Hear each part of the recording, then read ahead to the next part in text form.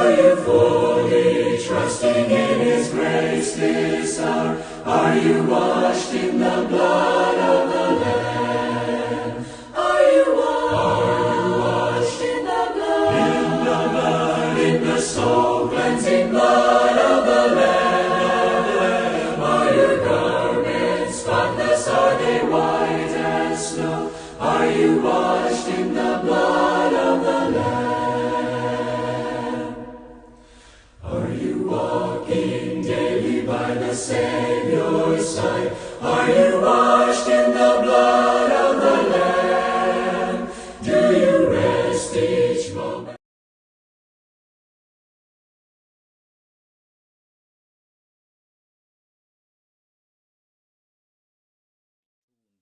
ebyenjawulo twebaza mukama atusobozesezza okuba nga tuli balamu ne tusobola okutuusa kadde kano nga ffenna tukyasobola okutegeera tukyasobola okwogera nga si lwa maanyi si lwa buganzi ekyo kitiibwa mukama kimuddire nga bwe mwakimanyiira nti ku friday essaawa zino zennyini tuba ne puroguramu eno wano ate otukubaganyiza ebirowoozo ku mulamwa gundi gwe tuba tuleese olunaku olwaleero bw'otuna ku sikiriini yo olabako ekibuuzo ekyebuuza nti ye ssabbiiti kye ki olwaleero nno kye tugenda okuba nga tukubaganyako ebirowoozo ate tukinnyonnyoke bulungi tulowooza nti mu budde buno obutali bungi tugenda kuba twongera okunnyonnyoka ekigambo ekyo ekikubaganibwako empawa ekiyitibwa ssabbiiti nina ku pano aninako baganda baffe betuzze tubeera nababamu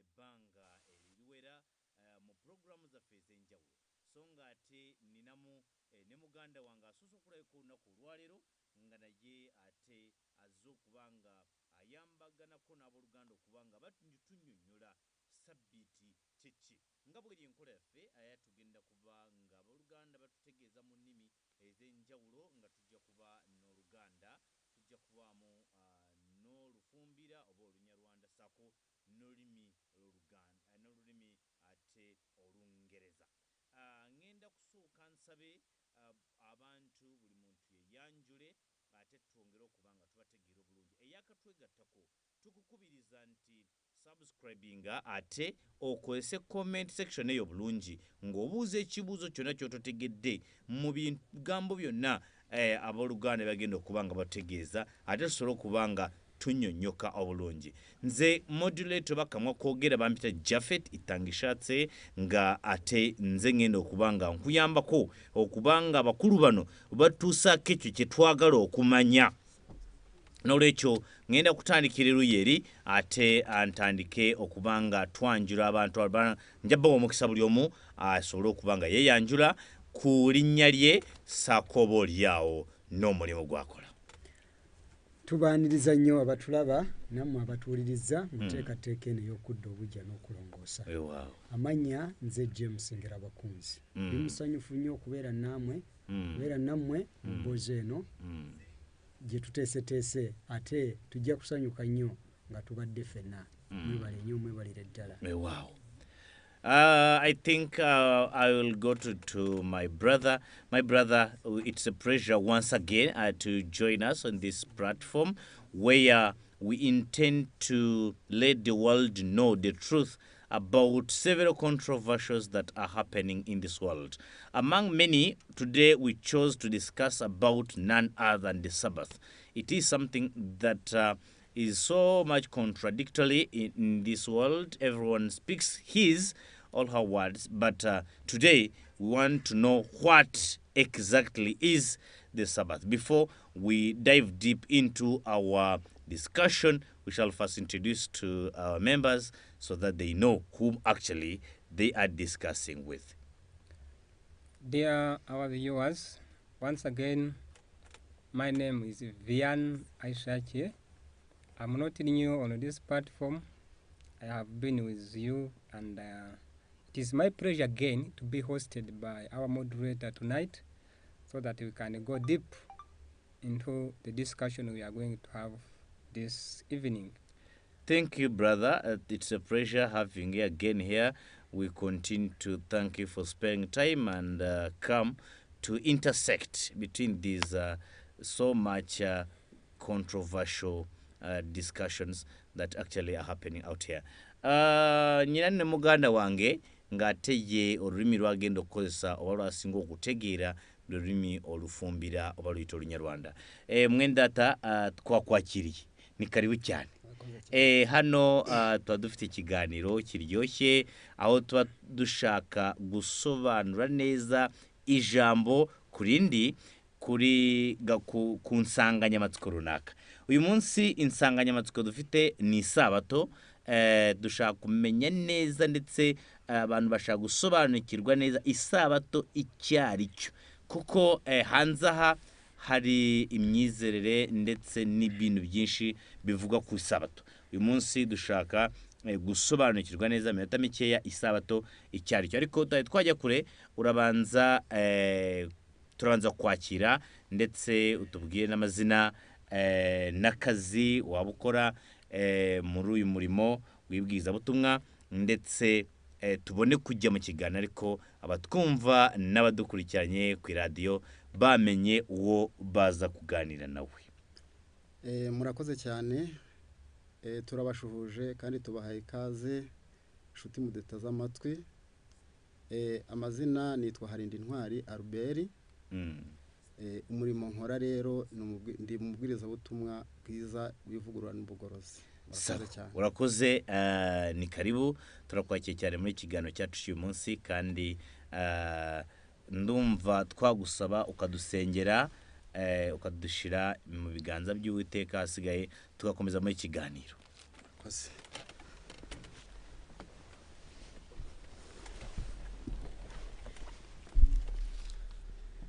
Urakoze data wa twese, tunejejwe n'imbabazi zawe n'uburinzi butarondoreka bwabanye natwe. Rero dutangiye ikiganiro twishyize mu biganza byawe kugira ngo abari hafi n'abari kure, abaduteza amatwi, kugira ngo iki kiganiro tugiyemo buri muntu wese nasobanukirwa isabato y'ukuri kandi akayigenderamo, by'umwihariko dushima izina ryawe. Amen. Ubane natwe, udufashe muri byose kugeza dushoje, tubisabye mu izina rya Yesu. Amen. Amen.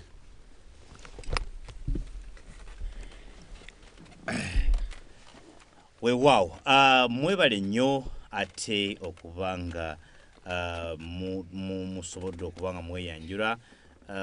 Mujja kunsonyiwa olw'okuba nyinza okozesa Oluganda ennyo okusobola okubanga tutambuza ensonga bulungi.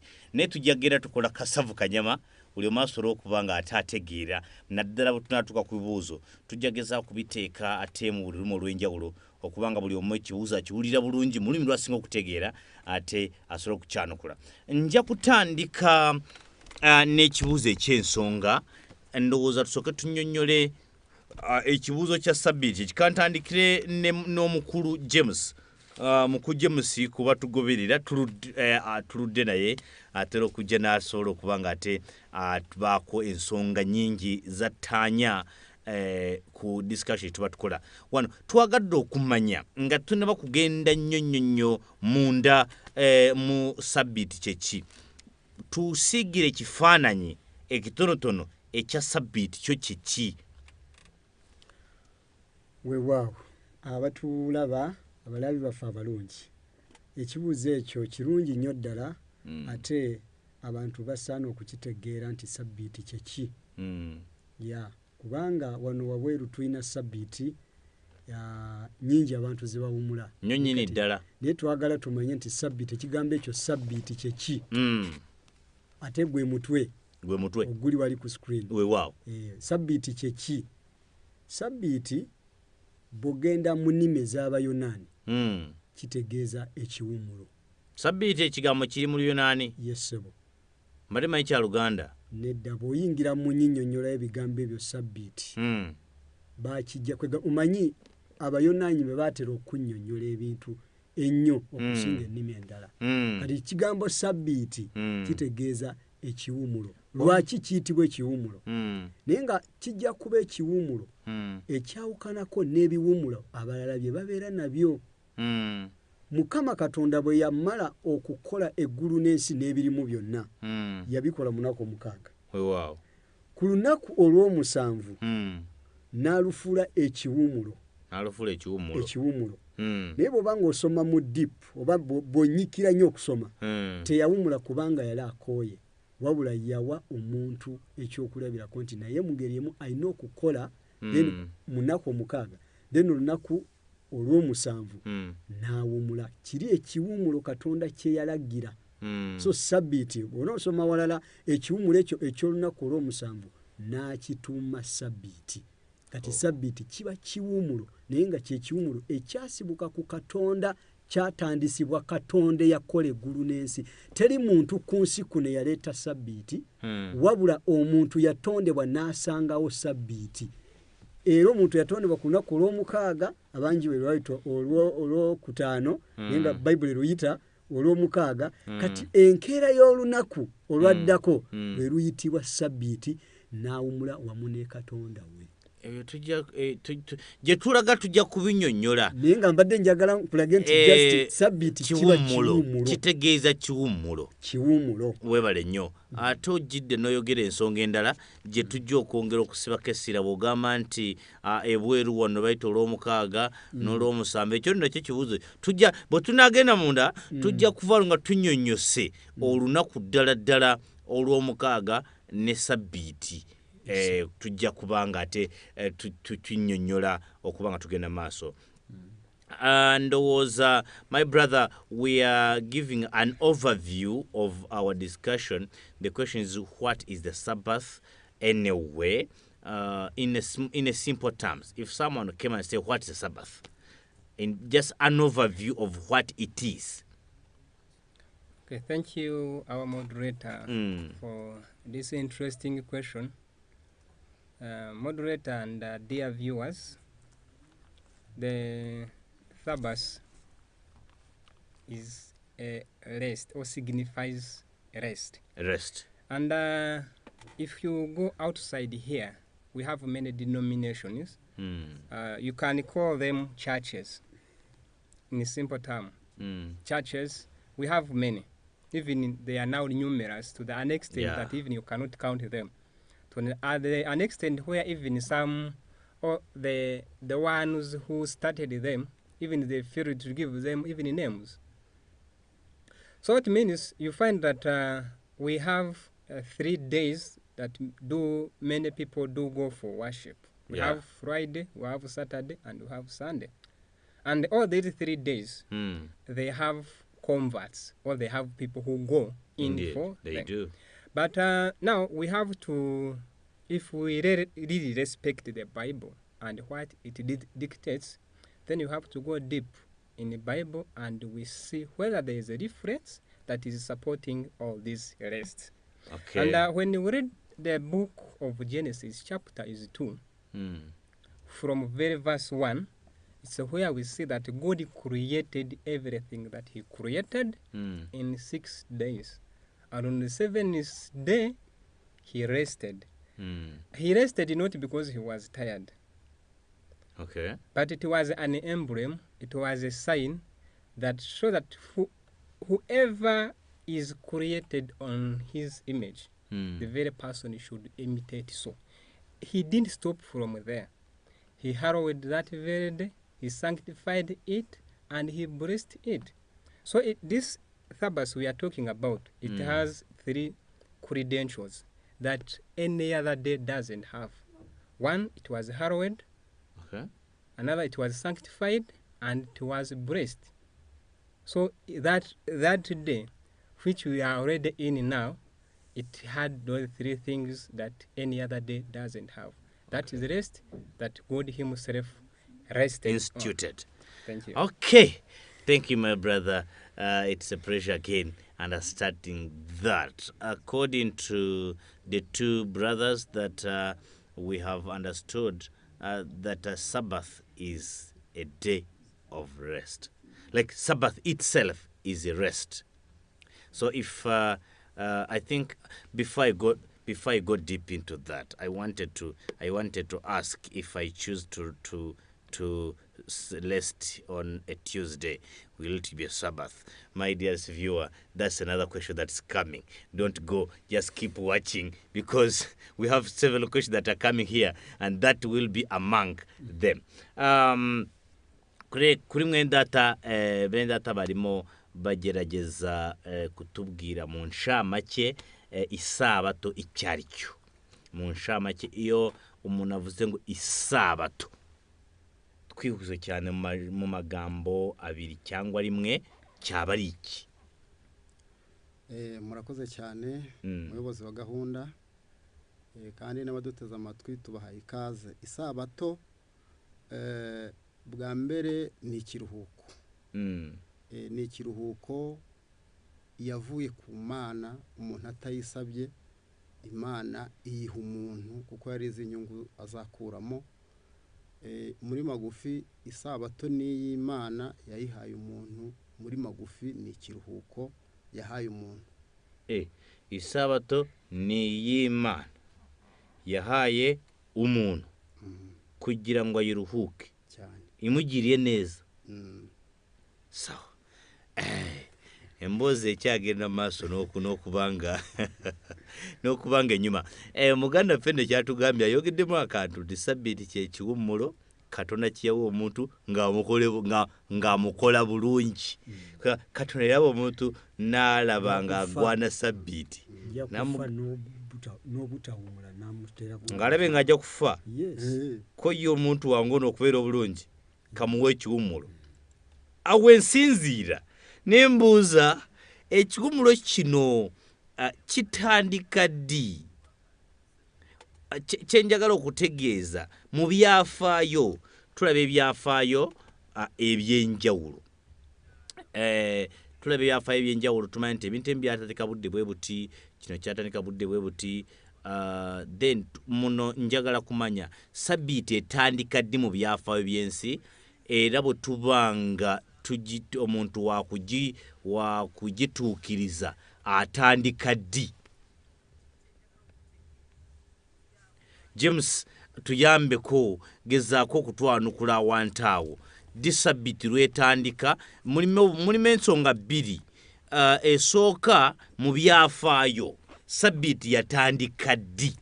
In other word, ddi Ssabbiiti lwetandika okuyitibwa Ssabbiiti oba okubeerawo? Tweyanziza. Mudoleto obuuziza bulungi. Ate abatulaba twagala kino abantu bakitegeere, kuba abasinga obungi bamanyi nti Ssabbiiti yaleetebwa omusajja ayitibwa Musa. Bamanyi nti Musa ye yaleeta Ssabbiiti. Awo no si kale, awo kale naye wabweru wano bwe nabadde nnyumyako n'owooluganda yagambye nti mu madiini agaatandika bwataleka y'Abakatuliki, ne wajja waddako ey'Abasiraamu, ne kujjako eya Protestanti, ne kujjako ey'Abasevise, jo juuzi Ssabbiiti eryoka ejja mu kyasa ky'e18. Kakati awo we twagala okwongera okunnyonnyola ensi etankana kakati okutandikira ku Musa atawo nawo mabegako. Waliwo abamanyi nti mu kyasa ky'e18 ku mulembe gwa batandika SDA, kubanga raza Seventh Adventist yetandika ne Ssabbiiti. Kake tuba twagala okunnyonnyoka Ssabbiiti etandikira awo mu kyasa ky'e18. Tweyanzege. Ssabbiiti yatandikira mu lusuku Adeni, era Katonda mwene yagireeta. Nga bwe tumaze okwogera, tugambye nti Katonda yatonda eggulu n'ensi n'ebirimu byonna. Omuntu nga tannatondebwa. Katonda yakola eggulu n'ensi n'ebirimu byonna. Kati bwe yatuuka ku lunaku olw'omukaaga n'akola omuntu mu kifaananyi kye. Ku lunaku olwaddako oluyitibwa olw'omusanvu n'awummula. Ompulira bulungi? N'awummula. Olunaku olwo olw'omusanvu lwe lunaku oluyitibwa Ssabbiiti. Era omuntu eyasooka okuwummula Ssabbiiti, omuntu alina omusaayi n'ennyama, ye jjajjaffe Adamu gwe twasibukako. Adamu yawummula Ssabbiiti? Weewaawo. kuba already nati kati ulira bosoma wano ku lunyiriri olwokusatu olw'essula ey'okubiri olubereberye nti Katonda naawe omukisa olunaku olw'omusanvu n'alutukuza kubanga olwo lwe yawuumuliramu mu mirimu gye gyonna Katonda gye yatonda gye yakola. Jukira olunaku luno lwe yaluwuumula yali si ye yekka. Waaliwo Adamu mu lusuku Adeni. Waaliwo ne mukazi we Kaawa. Kati abantu abo bombiriri baawuumula ne Katonda. Jukira baali nga tebalina kibi. Ekibi kyali tekinayingira mu lusuku Adeni. Kati baawuumula Ssabbiiti ne Mukama Katonda waabwe bonna ne bawuumula Ssabbiiti. Kati awo olunaku olw'omusanvu baali bakooye eki nanti tteeka lya Katonda. Katonda ali abawadde ekyokulabirako nti banaakolanga mu nnaku omukaaga. Abayigiriza. Yes. Kigenda kya Katonda okubayigiriza. Mu lusuku Adeni baakolanga.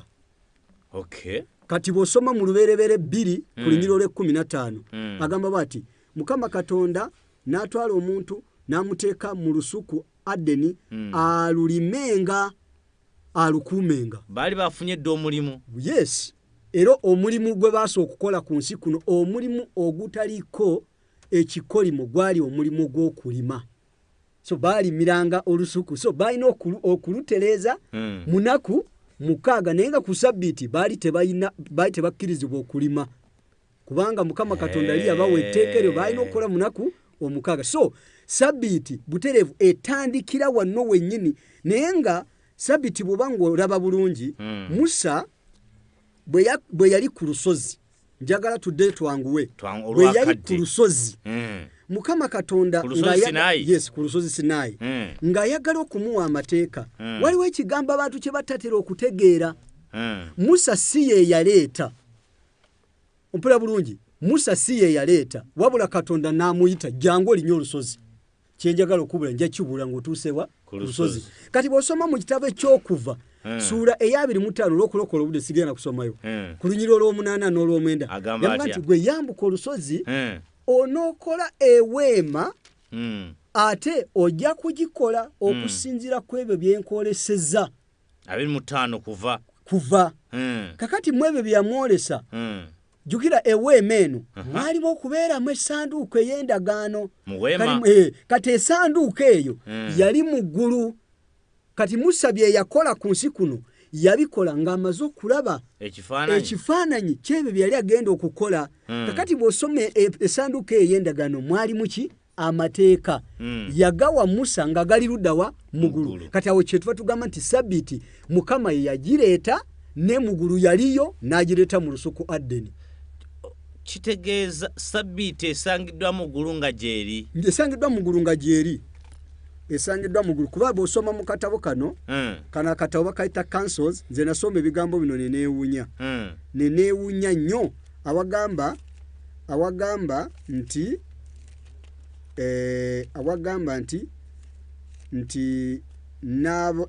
nabo the whole heaven the whole awagamba nti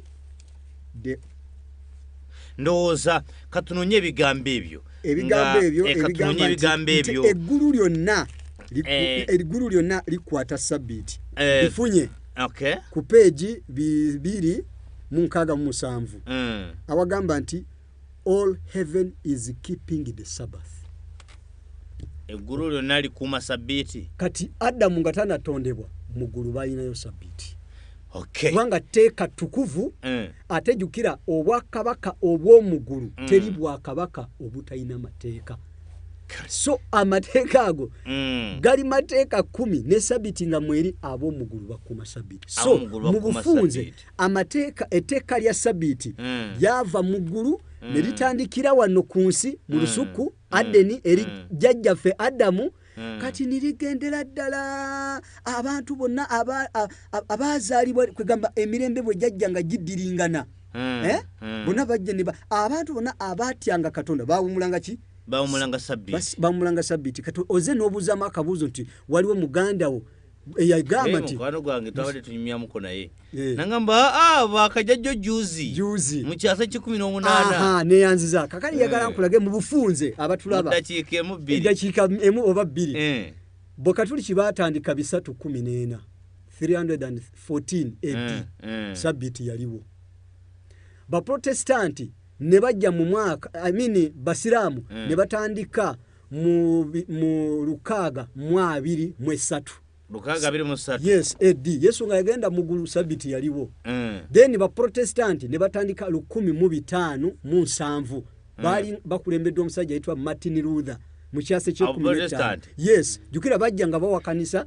nga bawakanisa enjigirize z'abakatuliki zali zitiwe enjigirize z'obulimba yes jukira aba protestant kitegeeza abawakanyi kakati awo basanga Ssabbiiti nga weeri okujjako olw'okuyiganyizibwa kw'obukatuliki obwatta abantu abaawumulanga Ssabbiiti kwegamba nebulira omwo okutuusa n'abantu ne bagyerabira n'eryokekomawo Mukama n'agikomyawo mu 1844 amanyi mu luganda tuga emboozi tebankadde kaakati tujja kugiddako ate twongere gitegeeza abantu bamanye ebyandowooza omulundi omulala tujja kujja n'ebyafaayo tujja kujja n'ebyafaayo ate twongere okuttaanya ku ki ekyasooka kira n'atandika na biki ebyo byafaayo abawuliriza n'abatugoberera musuubire nayo tujja kubiteekera akadde twongere tujje tunyonyole ebyafaayo by'enzikiriza ze tulaba olwaleero kubanga olwali twagala nnyo okusimba essira ku Ssabbiiti mwene data tugeze ku kayingo ko kwebaza ngo mbesiisa abatuvugwa hano hanze twali turi kumwe n'inshuti yanjye turaga tirikirikati yisaba tijeje bunda ha mu kinyejana cya 18 ati nije niyejo bunda ubwo yaje kimwe cyarubashywe ndetse n'ijumana n'indi minsi reba ko muri iyi minsi hari n'abaterana n'abagira isabato kwita ikizihindagurika ngo tariki 2 12 na 22 abo nabo barahari none twashaka mu isabato yaba yaratangiye kwitwa isabato ryari urakoze cyane bana muyobozi yego mu by'ukuri isabato abo bose wumva babivuga isabato n'Imana yayitangije imaze kurema umuntu wa mbere waje mu isi Adamu akimara kuremwa ashoje Imana ikoze imirimo yirangije nibwo yahise izana isabato mu gitabo cy'itangiriro igice ni cya 2 uhereye ku murongo wa mbere bigaragara neza yuko isabato yatangiranye n'isi yatangiranye n'umuntu ku isi ko Imana ikimara gukora imirimo nk'uko yabanje ku basomye igitabo cy'itangiriro uko yatangiye irema ibintu mbere y'uko isoza umuntu yarangije yakoze ku munsi ikirema umuntu ku munsi wa 6 ku munsi wa 7 Imana yararuhutse ndetse n'uwo muntu bararuhukana bishatse kuvuga ngo nta gihe na gitoya isabato ntabwo ijejo bundi si y'abadive si y'abagorozi mbe ababivuga bose kereka abadasoma inyandiko yera cyangwa se Bibiliya kuko itangiriro igaragara neza ndetse isabato yatangiranye n'umuntu ndetse izabaho mpaka kuzageza iteka ryose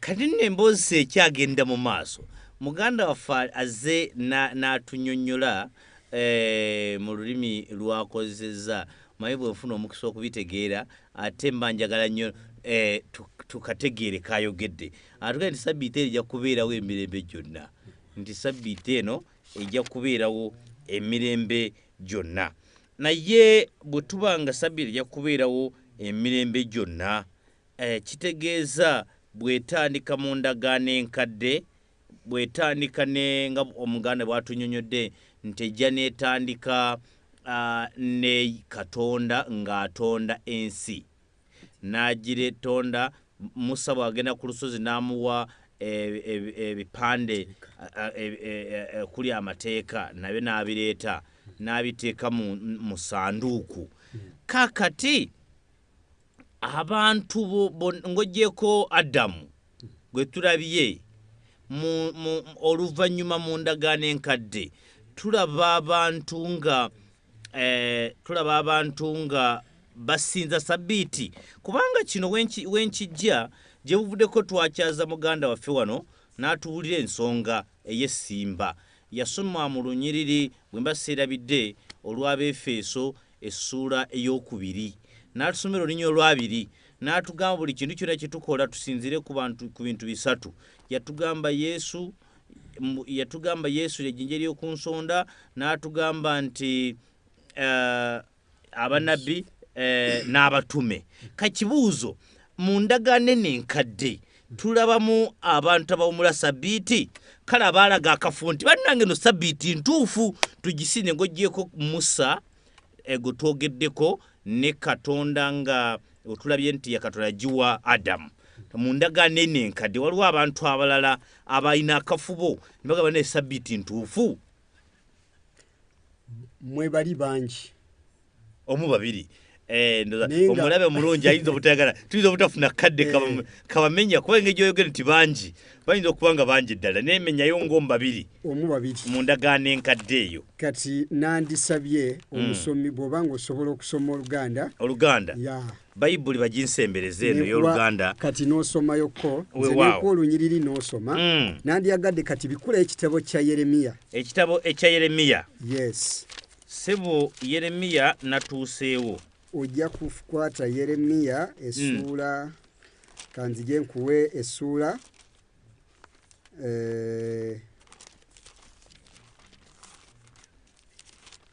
tujja kunoonya ekitabo kya Yeremiya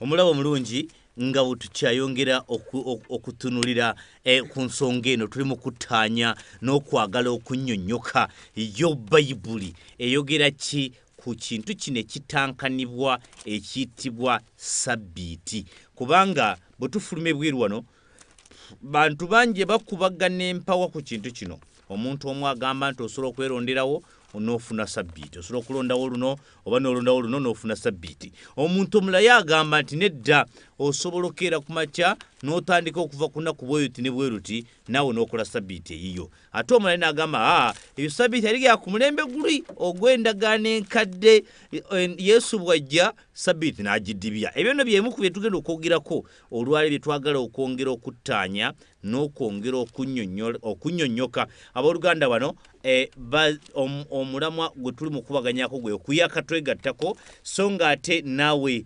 eyatandise naffe Mukama Katonda akuwa omukisa tukwebaliza ddala twongera okubajjukiza nti bw'ofuna ekibuuzo kyonna genda mu comment section ekibuuzo ekyo okiwandiike tukusuubiza nga tetunava ku mpewo ebuuzo ebyo tujja kuba tubitunulira ate nabyo tubyanukule so nga ate ne wowoze nga tuvudde wano wabula nga tugenze ate mu nteekateeka endala nga vidiyo kweri n'ogiraba ekibuuzo neso kirekawo bwe tunaaba tuzze ne tukiraba tukusuubiza nti ekibuuzo ekyo tujja kuba tukubira oyinza obutasobola kukiika mu comment naye n'olaba ennamba ezo z'olaba eziri wansi awo ku channel yaffe osozisevinga n'ozibuuzako ekibuuzo ate ne tuba nga ate tukyanukula nkomyewo gy'oloowa oluganda soko someyo Nekemiya waŋŋambye Nekemiya somayo Nekemiya nabadde ŋŋambye Yeremiya naye soma Nekemiya nsome Nekemiya 13 otandika ku olw'e-19 Nekemiya 13 Nekemiya 13 otandike ku lunyiriri olw'e-19 ntandikire ku lunyiriri olw'e-19 natuuseewo dda ssibu 13:9 n'awandika n'agamba bw'ati awo nendagira ne balongoosa ebisenge n'enzizaayo eyo ebintu eby'omu nnyumba ya Katonda n'ebiweebwayo eby'obuta n'omugavu n'entegeera ng'Abaleevi baali tebannaweebwa migabo gyabwe weewosebo awo Abaleevi n'abayimbi abaakolanga omulimu nedda Nekemiya 13 ku lunyiriro lwa 19 nsomye 19 wanga nasomye 9 19 19 nagamba bwati awo lwatuuka ekizikiza bwe kyasooka okukwata enzigi ez'e Yerusaalemi Ssabbiiti ng'eneebaawo enkya nendagira okuggalawo enzigi nendagira obutaziggulawo okutuusa Ssabbiiti lweriggwaako nenteeka abamu mu baddu bange ku nzigi baleme okuyingiza omuguggu gwonna ku lunaku lwa Ssabbiiti. Ndowooza ono yali musajja ayitibwa Nekemiya. Musajja ayitibwa Nekemiya. Ate bwe tuba nga tusoma y'omu ku basajja abaalongoosa Ssabbiiti mu kiseera Abayudaaya bwe baali nga baamala dda okugimenya. Y'omu ku basajja baagirongoosa nti baali baayonoona Ssabbiiti. Kati Nekemiya n'addamu okulongoosa Ssabbiiti. Jjukira baamenyanga Ssabbiiti mu Yerusaalemi, baali bateekamu akatale. Abasajja ab'ettuula bavanga mu mawanga ne bajja mu katale, kati ne begatta n'abaana b'Abayudaaya, kati bonna ne bamenya Ssabbiiti. Kati olunaku lw'okuteeka Ssabbiiti lwe lwatuukanga bwe luti ne lusanga abasajja nabo nga beenyiga mu mirimu egy'obusuubuzi ku Ssabbiiti. Kati Nekemiya n'avaayo n'atandika okulongoosa Ssabbiiti. Awo ebigambo byova okusoma awo. Kyava bagamba nti naggalawo enzigi ez'emiryango gya Yerusaalemi baleme okuyingiza emigugu gyabwe. Gye bava okusuubula ebweru. Naye bwali budde bwa kawungeezi. Onati jjukira Ssabbiiti etandika kawungeezi. Etandika kawungeezi kati olwaleero katugeze olunaku lwe tuyimiriddemu olw'ere twatuuse mu Ssabbiiti. Etandika enjuba ng'egudda. Anti Nekemiya kuba yali musomi w'ebyawandiikibwa ebitukuvu yamanya nti ekiseera ky'okwaniriza Ssabbiiti kituuse, naye nga n'asanga abasajja nga bakola ki, nga bayingiza emigugu mu katale.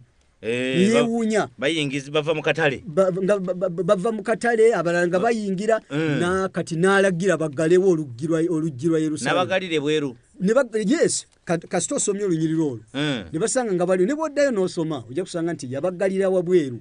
Omusomi omulungi olunyiriri atusomedde Nekemiya 13 olunyiriri nga lubadde lwa 19. Ndowooza olwakadde tuyinza obutaddawo nnyo, naye omusomi omulungi ajja kusigala nga asoma. Ne bw'asoma ku 2 n'atuusayo paka n'akkirira wansi.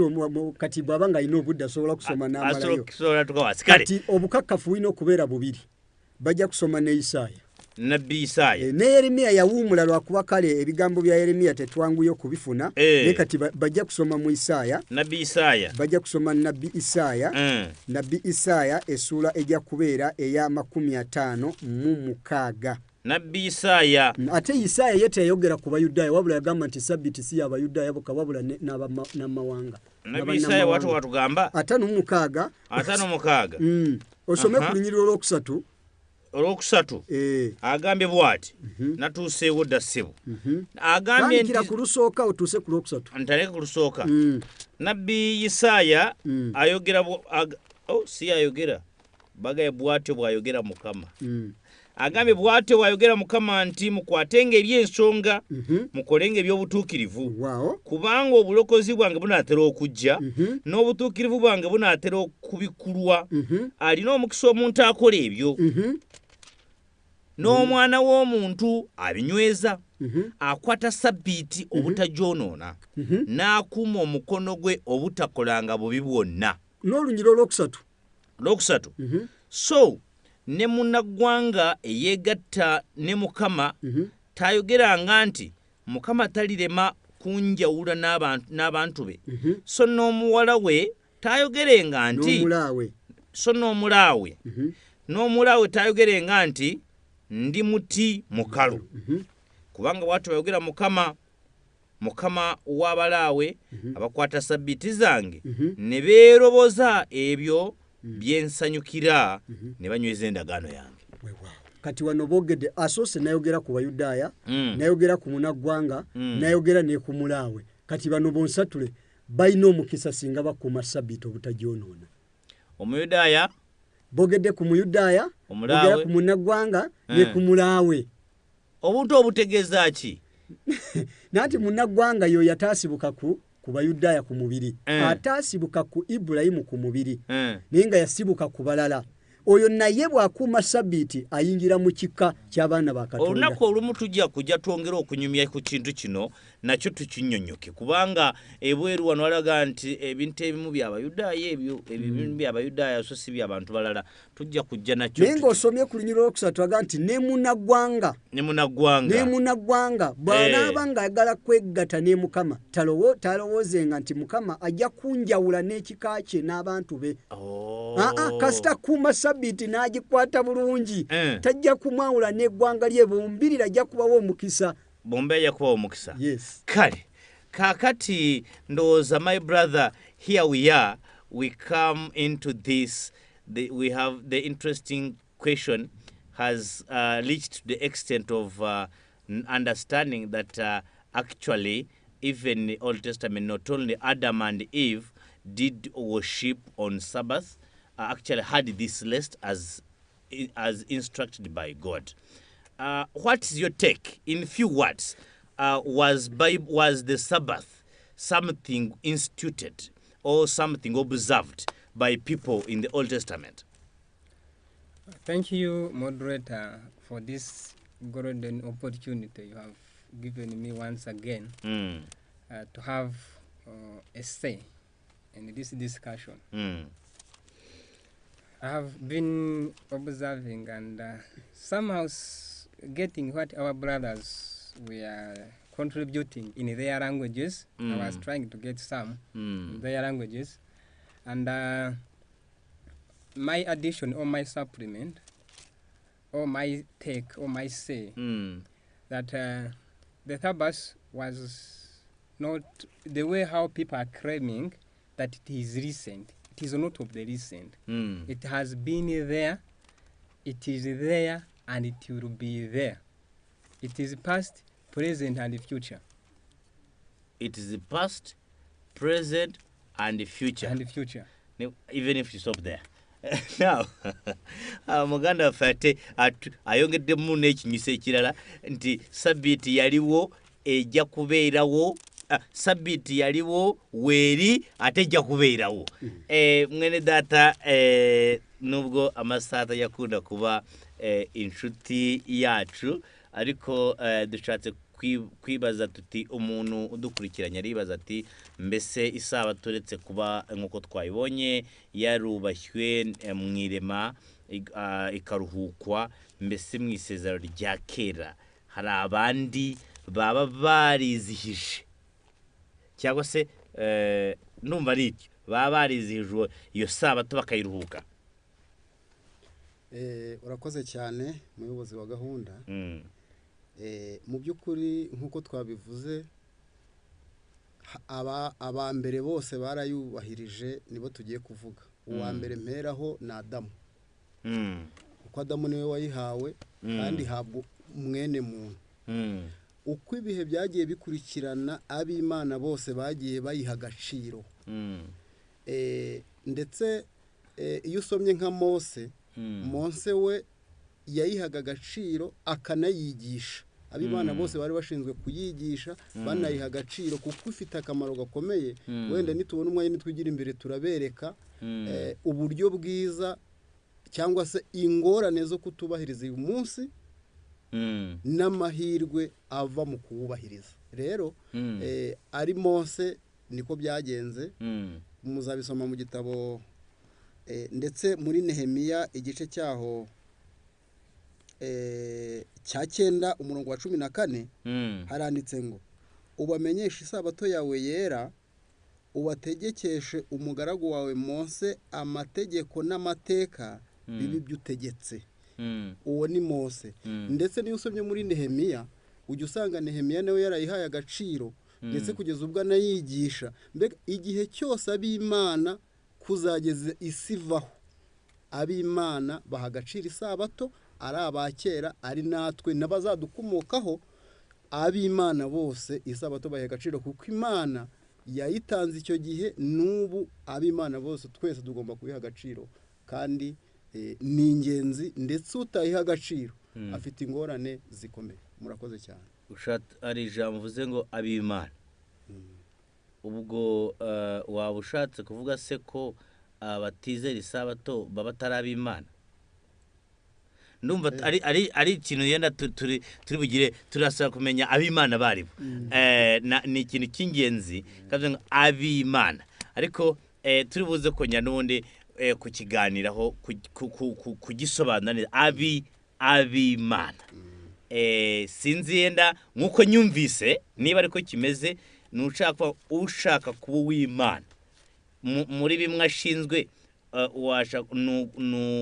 kuruhuka ku isabato noza orugana aina suwaja yogedeti abakatonda bawumula Ssabbiiti mu bigambo bye naye ndooza nga tukyali awo tujja kwongera okwangulwa akadde akatali mukwano gwaffe nga ate twagala okubanga oluusi ensonga zonna tuzoogerako twagala okwongera okumanya tuvuddeko mu ndagaano enkadde ne tutuukako mu ndagaano empya twagala okumanya ddala bwe tutuuka mu ndagaano empya Yesu ono yasinga okwogerwako nnyo oba kyekinyusi ky'endagaano empya Yesu ono Ssabbiiti bw'amala okujja mu nsi yagiwummula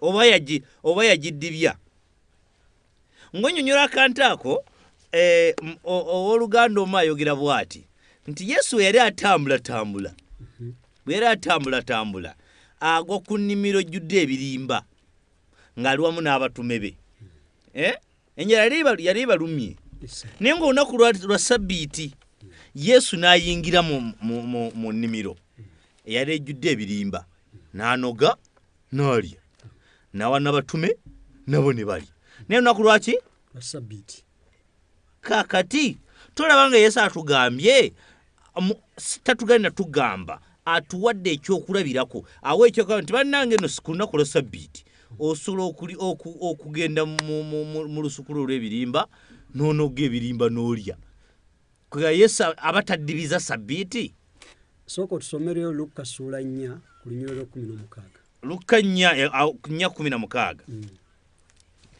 Luka 4:16 n'agamba bw'ati Luka 4:16 agambye nti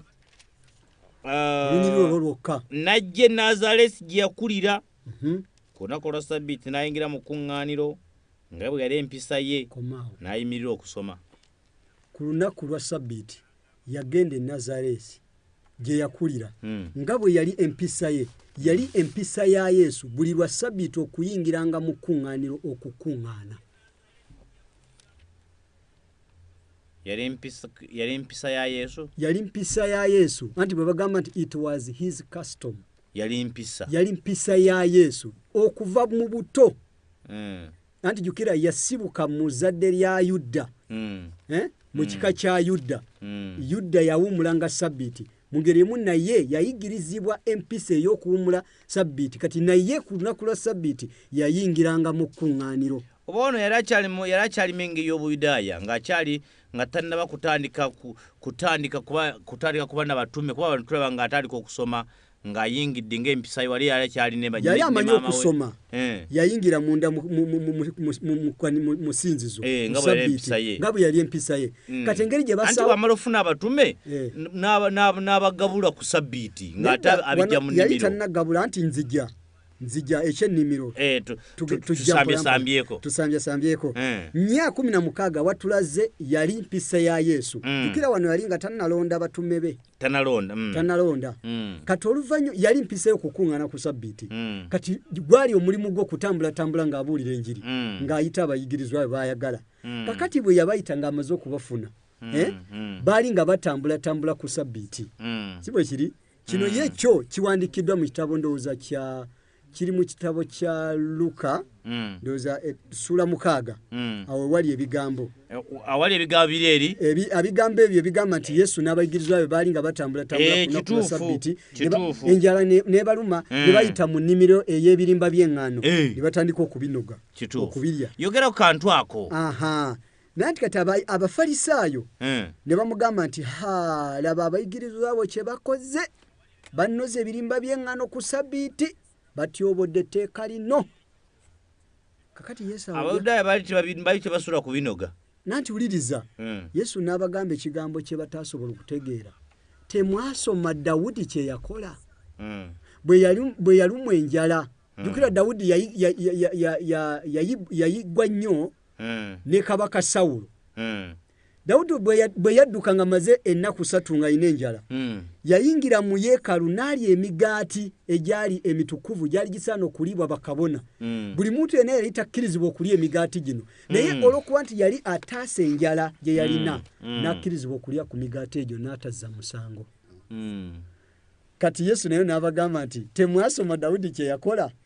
Ompulira bulungi. Naye kuba Yesu yali musomi w'ebyawandiikibwa, kyali kikkirizibwa kuyita mu nnimiro y'omuntu n'onoga ebirimba by'eŋŋaano. Nabo bennyini baali bakimanyi. Mu nnimiro yaane etali yiyo. Kyali kikkirizibwa mu mateeka gaabwe ag'Abayudaaya. Anti somayo, njagala nkuweeyo olunyiriri. Abatulaba bw'ogamba Yesu mbu baamenya tteeka lya Ssabbiiti kubanga baanoga ebirimba by'eŋŋaano. Sooka wekkanye bulungi obuuze ebyawandiikibwa. Lwaki Yesu yakkiriza abantu balye ebirimba by'eŋŋaano ku Ssabbiiti? Ye lwaki yakikola? Kubanga alina we yali yasoma. Ekitabo eky'amateeka olwokubiri sula 23 olunyiriri lwa 24 24 n'olwa 25. Somayo 24 n'agamba nti sula 23 then ojja kusoma ku lunyiriri lwa 24 n'olwa 25. Bw'oyingiranga mu lusuku olw'emizabbibu olwa munno, si kibi okulya ezabbibu okukuta nga bw'oyagala gwe. Busiki si kibi. Jukira ebigambo bino nabo baali babiina. Ekitabo kino ekya Musa baali bakirina. Abayudaaya. Yes. Babo bennyina baamubuuzanga ebibuuzo bino baali babiina Abafalisaayo. Jukira Abafalisaayo be baali abakugu mu mateeka ga Musa, baali bagamanyi. Buli kalonda yenna akwata ku mateeka ga Musa baali baagayiga nga bagamanyi n'okugayigiriza. Era kati be baamutega ne bamubuuza ekibuuzo kino. Naye nga nabo baali bamanyi nti Yesu kyakoze yasoma ebitabo. Kugamba tekyali kibi okuyita mu nnimiro y'omuntu ng'olina enjala. Katugeze oyise mu nnimiro y'omuntu ng'erima ebikajjo. Wali okkirizibwa okukutula ekikajjo n'otuula wansi. Kale nnyabuli nnyanya olwali n'omala okusanga nanti njagala nkulage ku amateeka ge baatambulirangako mu kiseera ekyo. Ompulira bulungi. Kandi jjugira amateeka ago ag'obulombolombo gaakoma. Naye nga mu kiseera ekyo Yesu yagatuukiriza kubanga naye mwennyini yali wansi w'obukulembeze bw'Abayudaaya. Kale awo tuvuddewo. Kunyiro lwa 25 tolusomye wanti ebirimba by'eŋŋaano. Olwa 25? Yes, buuka yesome kwa 25. Olwa 25 n'agamba bw'ati bw'oyingiranga mu ŋŋaano etennakungulwa eya munno, si kibi okunoga ebirimba n'engalo zo, naye toteekanga kiwabyo ku ŋŋaano etennakungulwa eya munno. Yesu kye yakola. Yali akkirizibwa kalubeererwa Ssabbiiti kubanga omulimu gw'okulya kwo ne ku Ssabbiiti baalyanga. So kyali kikkirizibwa okuyita mu nnimiro y'eŋŋaano n'atema ebirimba by'eŋŋaano n'alya, naye nga takkirizibwa okuteeka mu kikutiya agenda tunde. Kyali ekibi. Ekibi kwali kukungula. Kwali okukungula ate n'atwala mu katale. Oba n'atwala ewaka. Naye okulya n'akuta n'ennyini nnimiro yali ateeka okumusangamu n'asirika busirisi kubanga etteeka lyo lyali lifuga bonna. So Yesu kye yakola. So tewaali nsobi yonna abayigirizwa ba Yesu mu kunoga ebirimba by'eŋŋaano ku Ssabbiiti. Ekyo tewali we kyali kikwatagana n'okumenya etteeka lya Ssabbiiti. Kuba nabo baakikolanga okujjako baamuteganga butezi. Okay, awo nawo twagadde tuveewo. Yenda mwene data kura aho tugeze ni turi kwibaza tuti mbese Yesu nawe mu gihe yari mu isi yaba yarubahirije Isabato. Urakoze cyane mwene data. Mu by'ukuri nk'uko inyandiko yari bitubwira, Yesu yayubahirije Isabato nk'uko n'Imana yayitanze.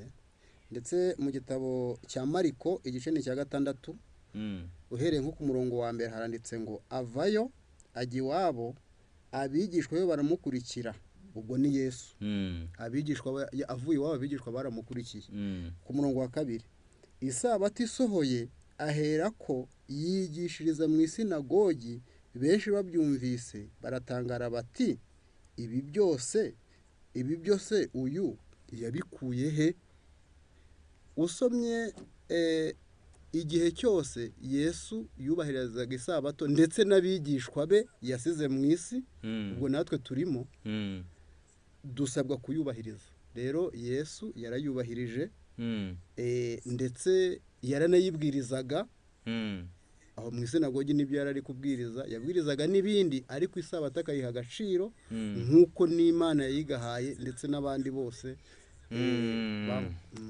Okay, my brother, we are looking at Jesus himself.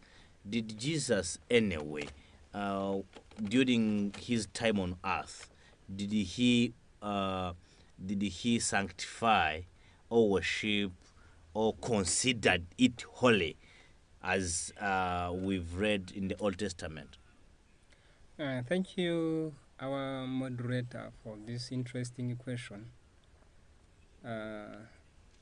When my brother was giving this interpretation, all the verses you have just read, I had in my little Uganda, I was trying to get some sentences, and it was, and it still is an excuse for many churchgoers who are trying to dodge Sabbath, or who are trying to do whatever they feel they can do on a Sabbath, in the pretext of bringing this verse that Jesus, he passed in field and he took corn out of it and he started eating it. It is like an allegation. Every these people are doing. But according to the verse you've just read, and it is said that they knew, they also knew, anyway, that they wanted to bring like a trap. In the Deuteronomy chapter 23, verse 25.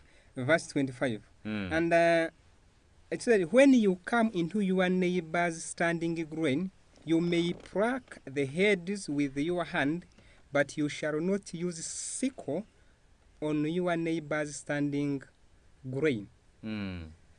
This verse, it has really solved almost all the questions that these people have been bringing against the Sabbath. They say, okay, now you say that you are Sabbath keepers, but then even Jesus himself, he did so by plucking the grain and he started eating. But this verse is telling us that, yes, even he gave them a reference that you knew what David did. However, I'm not going to go that very far. But in the book of Luke, where we read chapter was 4, verse 16, that as his custom was, he went in the synagogue and he started reading.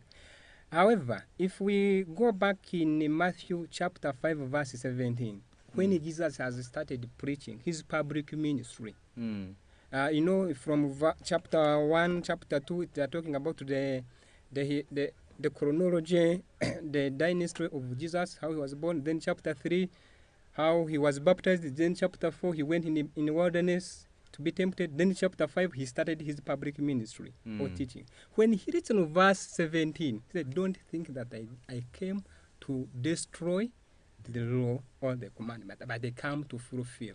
And we know that in law, when they talk of the law, we mean Decalogue, 10 commandments.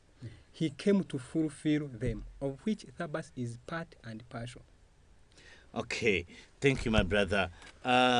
Mu submission ya muganda wange, akadde tikatukiza kubeera nnyo mukwano gwaffe naye nga twanguwa okubanga tuwumbawumba twagala tunnyonnyoke Yesu ono ayina wagambira nti nze kabaka wa Ssabbiiti. Kati kitegeeza bwembeera mu Yesu nange nfuuka kabaka wa Ssabbiiti, oba nange mbeera mu Ssabbiiti eba tekyamfuganyize kwamba ndi mu Yesu ate Yesu ye kabaka waki? Ye kabaka wa Ssabbiiti. Kiki oyogera ku nsonga eyo? Nga sisomye na kusoma. Kati omulabe waffe omulungi. Kati katugeze wano just okugeza. Kati kabaka wa Buganda. Kati singa kabaka wa Buganda omujjawo. Buganda esigala ng'efugibwani. Buganda? antu kabaka abamusikiri aba n'abalangira. Kati Bayibuli bwagamba nti Yesu ye kabaka wa Ssabbiiti. Kati Ssabbiiti bw'ogijjawo oba Buganda bw'ogijjawo ne wasigala kabaka aba kabaka waani? Ogambye otya? Nanti kabaka wa Buganda Ronald Mwenda Mutebi owokubiri oba kabaka katugeze Queen wa Bungereza wadde nga yawumula naye yali Queen wa Bungereza kati jjawo Bungereza ne wasigala Queen ayitibwa Queen. Kati ekimufuula kabaka wa kitiibwa kubanga waliwo obwakabaka. Kati Yesu Kristo bw'ayitibwa kabaka wa Ssabbiiti kitegeeza Ssabbiiti lyeteeka Yesu kabaka weteeka eryo. Bw'litabawo batakyali kabaka. Bw'litabawo takyaba kabaka kati aba kabaka waani? Omuwulizo omulungi tekyetaaga kusoma Bayibuli. Omulabo omulungi atugoberera atuwuliriza akantu kano ate naye kankubye enkyukwe. Agambye nti Yesu kabaka wa Ssabbiiti. Kitegeeza bw'abanga kabaka wa Ssabbiiti, Ssabbiiti weeri. Kubanga bwe bateriiwo then abatakyali kabaka. Kati gobugamba tolina kabaka nga tolina Ssabbiiti oba olimba. Kubanga toba na kintu. Yes.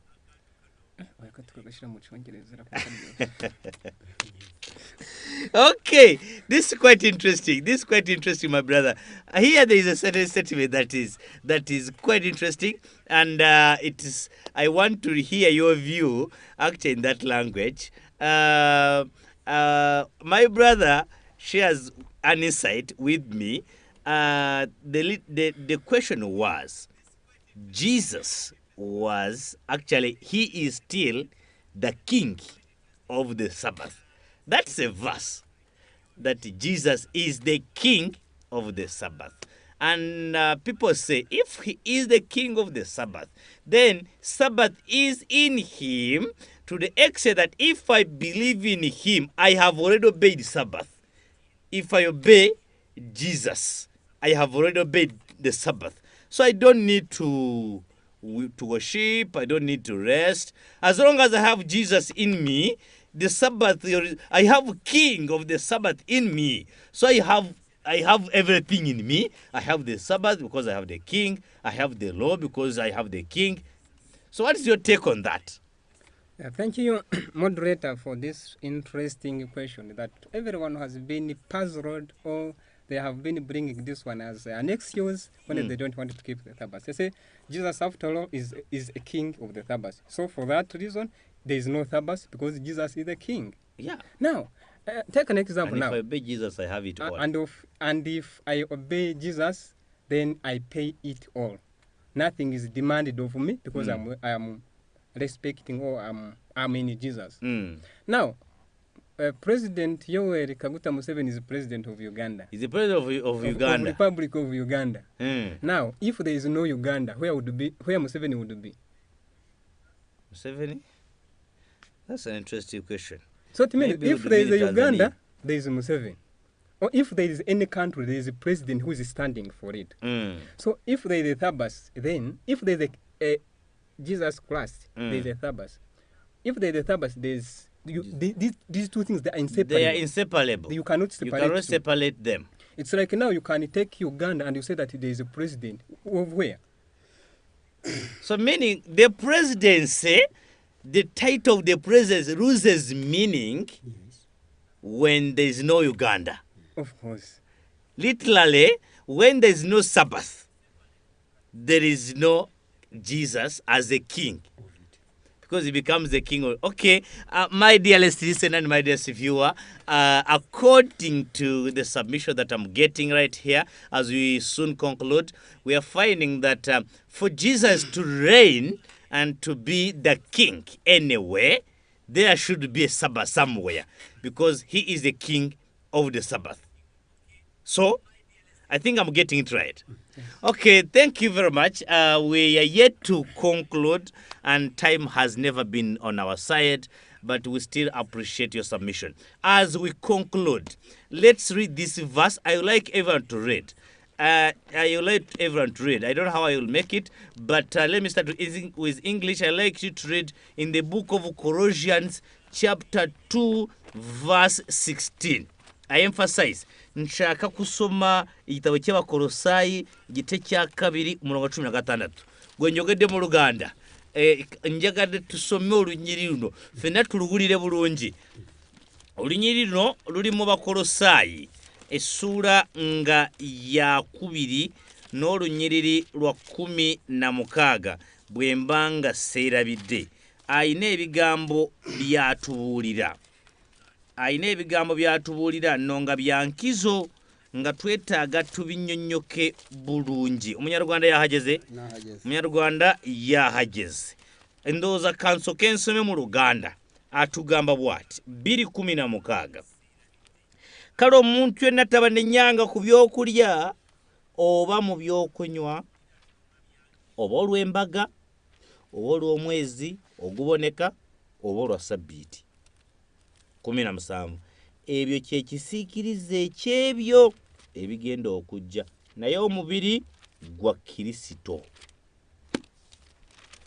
Bagambye okusinzira ku kusoma omuganda wange omu twali tunyumyamuko nangamba kati muganda wange ebyo byappa abo bye baliko byappa nti Paulo yawandikira Abakolosayi si yeye n'abagamba tewabanga wabawuddiisa abalimba nti bya Ssabbiiti nti bya nnaku za mboneka za mwezi nti ate bino byakulya ebyo byonna kisiikirire kyabigenda kujja. N'olwekyo ebyo byonna Paulo abagambye abagamba nti Ssabbiiti takataka n'ebirala kuwuddiisa. Yogera ku nsonga eyo. Tweyanziza nnyo ssebo. Bakolosayi 2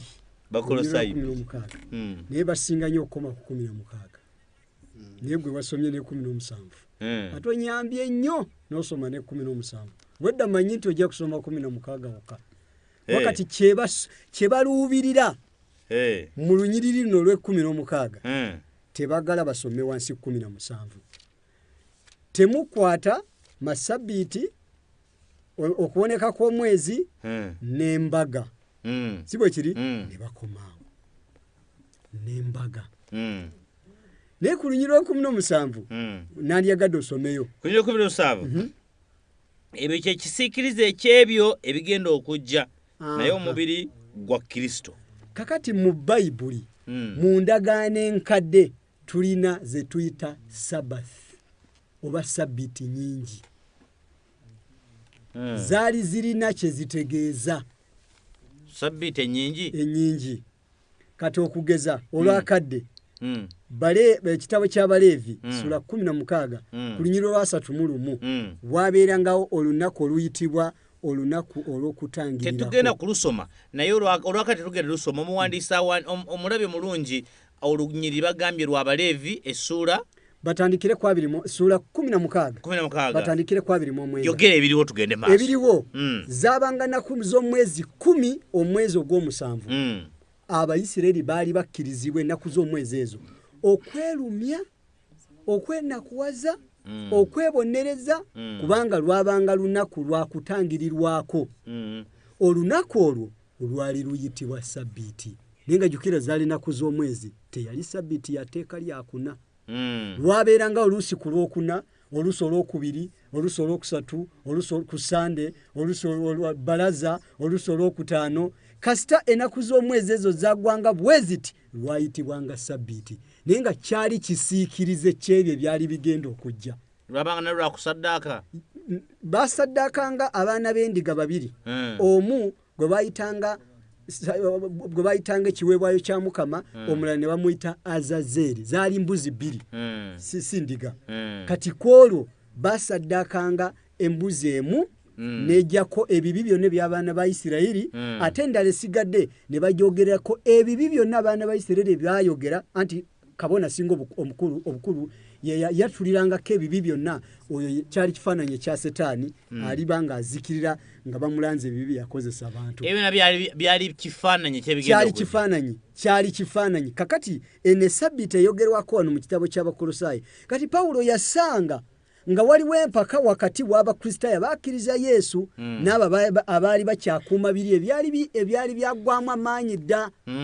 kati yasanga nga wakyaliwo abantu abakuuma ennaku ziri ez'omwezi anti no buli mwezi ogwabonekanga bwe guti bakuŋŋaananga zembaga ze bakolanga then n'ennaku z'omwezi 10 omwezi ogw'omusanvu babikolanga kati Pawulo n'agamba nti tewabangawo omuntu addamu n'abanenya ku ebyo kubanga ebyo nannyini byo yatuuka dda kati singa omuntu addayo n'akuuma biri katugeze singa omuntu olwaleero agenda mu by'okukomola bukati tusaddaake tufune ekisonyibo abaakola ebintu ebyagwa dda ebyadiba dda kale kakati njagala omulabi omulungi ebyo ebigambo Pawulo yabiwandikira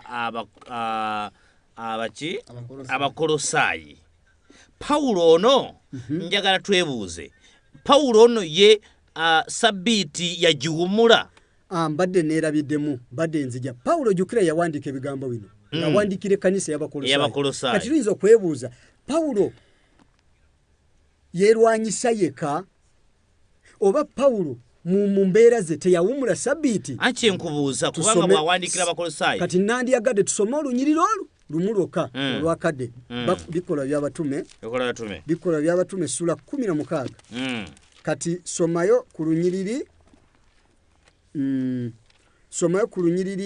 ole 13 ebikola tume 16 nsomo olunyiriri 13 awandiise n'agamba bw'ati 16 ebikola tume n'awandiika nti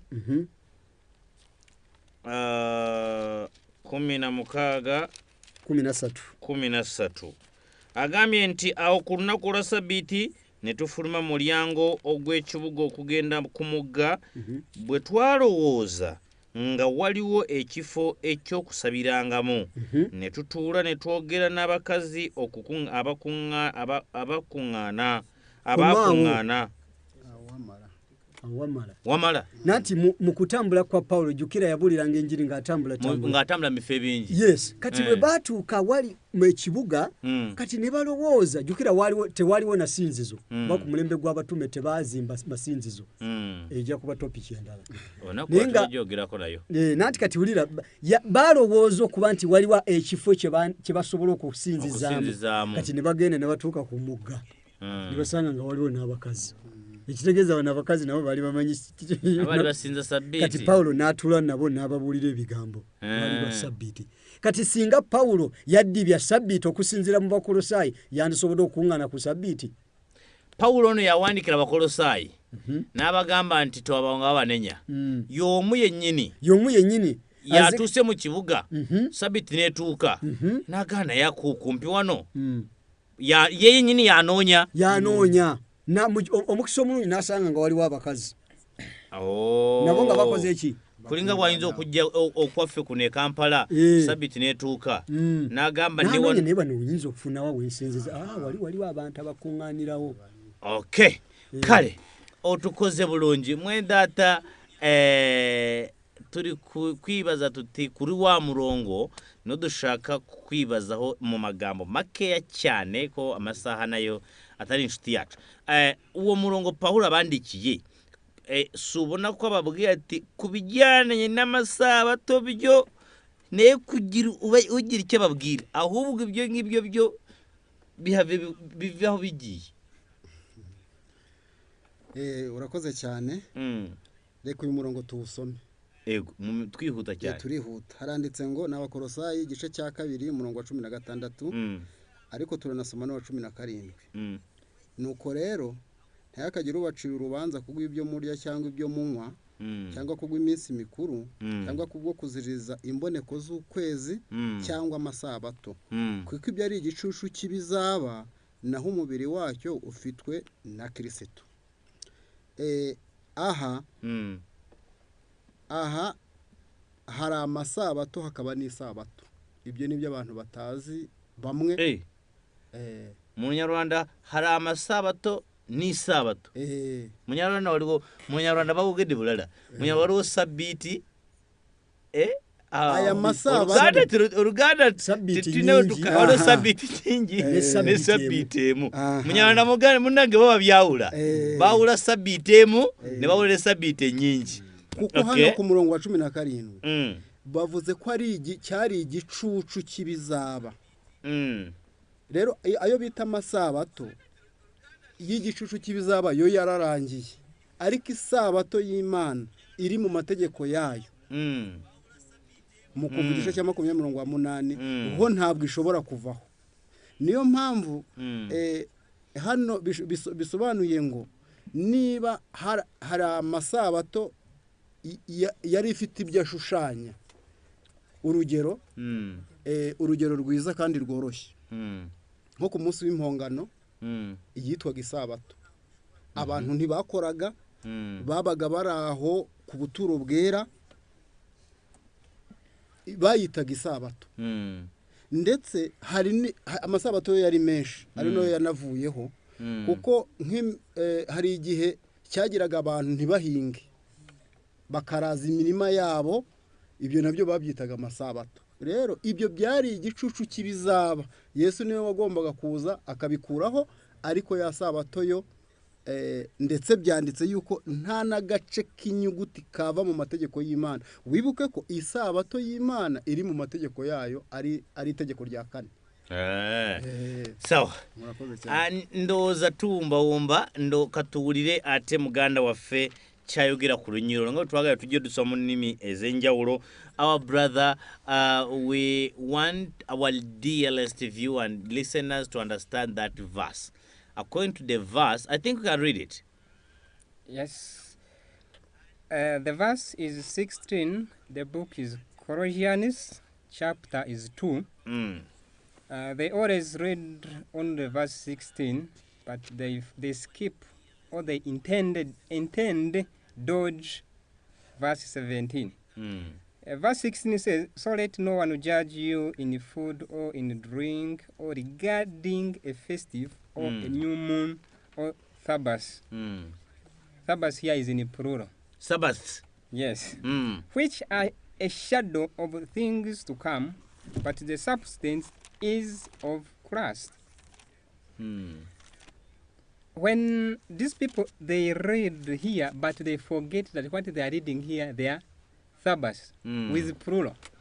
When you are reading English, this Sabbath in plural is not coming anywhere, but when they are reading, they get it. So it means there was more than one Sabbath. But now, if we bring a sense out of this verse here, how many Sabbaths, if we call it Sabbaths, but how many Sabbaths, if we choose to call it so, if we choose to call it so, did God instituted? Then you can ask yourself that. So it was only one Sabbath. And when you read Exodus chapter 20, verse 8, Moses is reminding them that remember to keep the Sabbath day holy. He did not say Sabbath holy. He said Sabbath holy. And according to our brothers' submission, what they have been submitting, I was keenly following them, that daily Sabbaths and other festival seasons were not instituted or were not written by hand of God himself. The hand of God was, he read only the 10 commandments in 2 tablets. So these Sabbaths and the other festival seasons and the other ceremonial laws were written in a book by Moses himself. You read Deuteronomy, I think it is chapter 31, verse 24. Chapter 31, verse 24.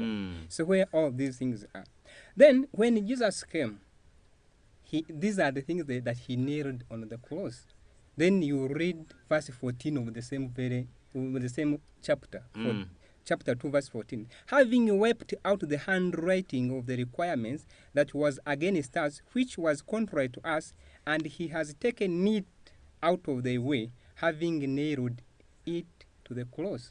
So these are the things that these Sabbaths and whatsoever that Jesus nailed on the cross. The Sabbaths, the sacrifice, and all that. So if someone comes now and he claims to be a priest, then the person is telling us that Jesus never came and never died on the cross.